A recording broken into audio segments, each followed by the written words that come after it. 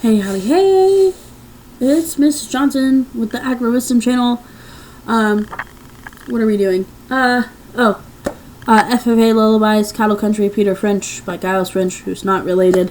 We just finished the last couple chapters in this book, and my goal is to have this book done by the end of May 2026 and fully uploaded or scheduled to YouTube, so that I can start a new book, because I've been reading a lot and I want to read more than just Cattle Country Peter French on my YouTube, so stay tuned. If you're here for the actual reading, we're going to jump into that now. Cattle Country of Peter French, page 137 in my book. It is titled Boss of the Blitzen. Peter French ran the ranches as if they were his own private domain. That is what Dr. Glenn expected and wanted while alive. Sometimes he purchased land in his own name and left it there for years, transferring it to the company when convenient. Records do not show that French obtained income from rental or sale of land, but they do show that occasionally he sold land to French Glen at higher prices than he paid for it. Such was Peter French's independence. He was ranch manager and the boss of the cow outfit. The firm owned upwards of 70,000 acres of land, some of it bottomland that needed irrigation or draining, but more of it rangeland with such varying elevations that it had to be grazed at different times to get the most feed from it. The cattle count ran to 45,000 head, and the chief source of income, which was the chief source of income at the P Ranch. After the purchase of the Diamond Swamp in 1877, French moved on down the Blitzen Valley, buying land whenever it was for sale and steadily pushing towards Molehair Lake. Until 1881, Molehair Lake had no outlet, remaining full in the summer until evaporation lowered it. Martin H. Brunton, who rode for French and other cattlemen, testified that he was on the sand reef between Harney and Molehair Lakes one day, the year when Molehair Lake reached the top of this barrier. He said he kicked some sand around until the water began to flow westward into Harney Lake, and the smaller lake in the Harney Basin. Some persons supported Brenton's statement. Others say the action started from natural causes. Still, Brenton swore to it. Yet, no matter who or what caused Molehair to start flowing into the Harney, the effect was the lowering of Molehair Lake.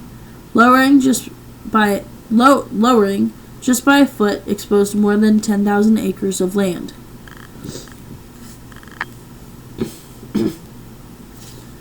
Both Sylvius and Blitzen are rivers that discharge a large part of their water during the spring runoff.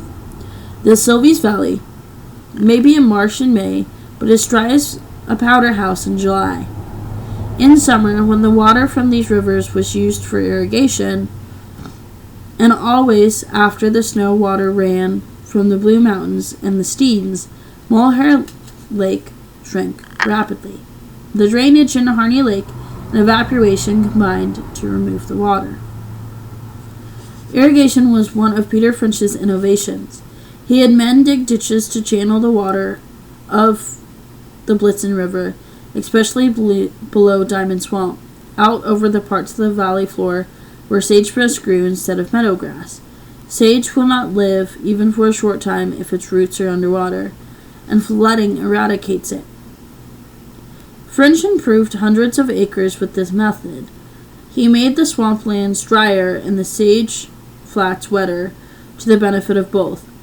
His irrigation projects of themselves held the water of Molehair Lake at a lower level, causing more dry land between water and the meander line.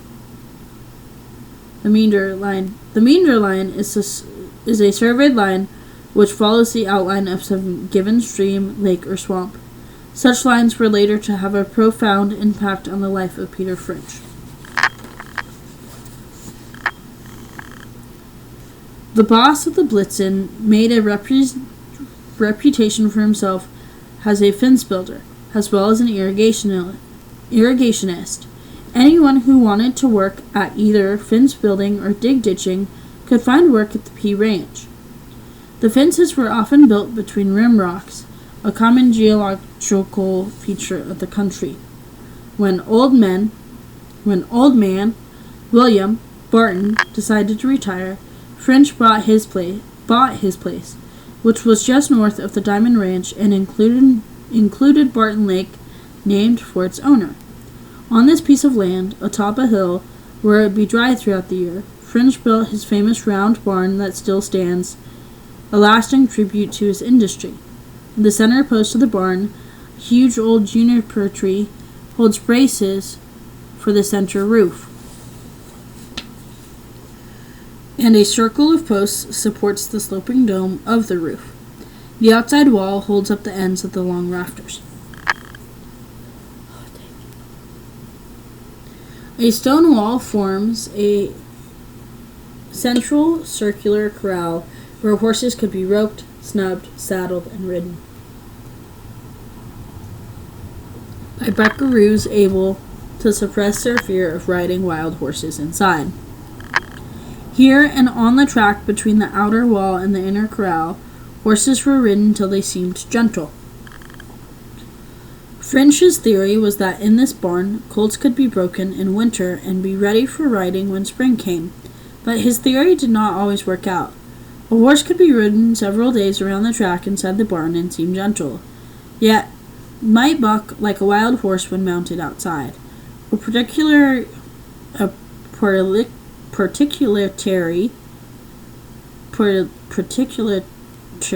of equine psychology that had to be learned from experience.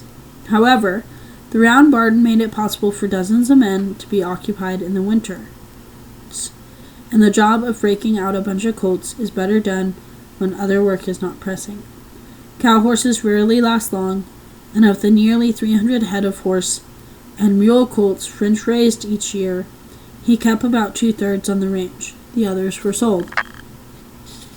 The late 80s were rather lean years for the cattle business in southeast Oregon. The dry cycle that began in 1870 had continued. Though these dry years made the Blitzen Valley safer for livestock, they also made the adjacent ranges less productive for grass. This meant poorer beef and eventually fewer cattle. The cattle business had other problems. Railroads had been built to the Pacific coast, and there was no longer a demand for beef to feed railroad workers. On top of this, the Montana and Wyoming ranges had been stocked. Prices were down. In a way, it was lucky for French that he sold heavily to help the Glen estate in 1883 to 1886, even though this affected his income in later years. There was no let-up in demands of the N.D. Rideout, who was valiantly trying to make the widespread business of the great promoter pay enough to satisfy the many insistent creditors, whose notes were drawing from 10 to 12% interest.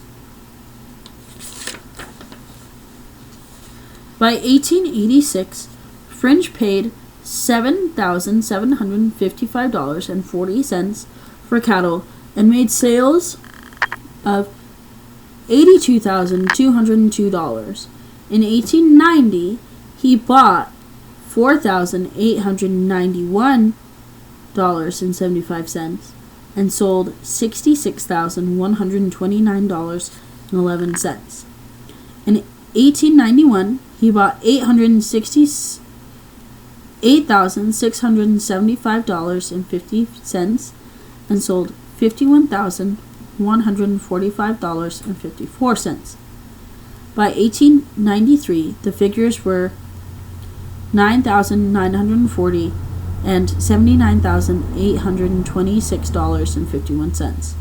There was not, however, much profit in that kind of market because of the huge expenses of the ranch operations.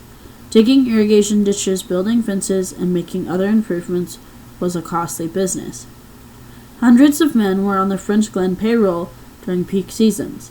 Besides the crews working on developments, there was the crew of regular buckaroos who kept tab on the 45,000 head of cattle that had to be watched, branded, separated, and driven to market.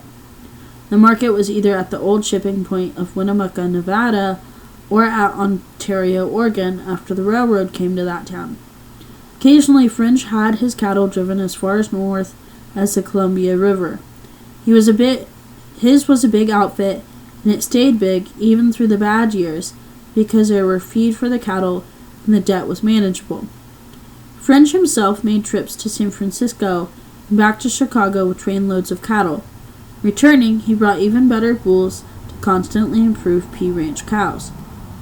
So during the lean years, the boss of the Blitzen managed to stay solvent, even prosper, while ranchers around him were going broke. And that is the end of that chapter. Get some sleep, guys. This is FFA Lullabies. I hope this is lulling you to sleep. That's my goal. I want to read nerdy books, and I want us to learn things, and I want us to get enough sleep when I make these videos. Anyway, bye. I hope you have a great day, and I care a lot about you.